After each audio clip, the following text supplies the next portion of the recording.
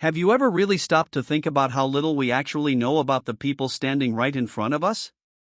Every day we cross paths with people who seem warm, kind, confident, maybe even flawless. But the truth is, appearances can hide so much. A bright smile might cover deep insecurity. Strong, confident words might be coming from someone who quietly doubts themselves. In a world where image often matters more than honesty, people learn to wear masks. And those masks can look so perfect that we forget there is a real human being behind them. The surprising thing is that you don't need to be a psychologist to see who someone truly is. Their real character shows through small, ordinary moments, tiny cracks in the mask they wear. If you pay attention, you can see beyond what they say and notice who they are in the moments when they aren't trying to impress anyone. Carl Jung once said that when two people meet, it's like a chemical reaction, both are changed. But the real test is how someone behaves around a person who has no influence over them, no power, nothing to offer. That is when their true nature quietly appears. Just watch how someone treats a waiter, a janitor, a stranger who needs help, or someone who makes a small mistake.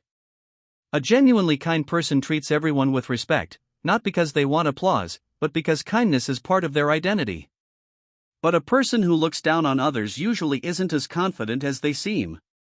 Their arrogance often comes from a hidden fear of being unimportant, so they try to elevate themselves by pushing others down. These small interactions, easy to miss if you aren't paying attention, show how emotionally mature a person really is. And while you notice these things in others, it's also worth asking yourself, how do I treat people who can't give me anything in return? Do I rush past them, or do I offer a smile, a thank you, a moment of real attention? Authenticity usually doesn't shout. It shows up quietly. The second way a person's true character appears is through the promises they make.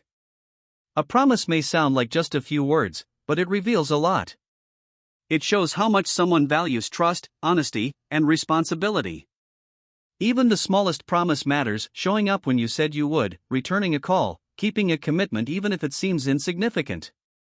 Character isn't built in huge dramatic choices, it grows through these everyday moments. Jung believed that you are defined not by what you intend to do, but by what you actually do.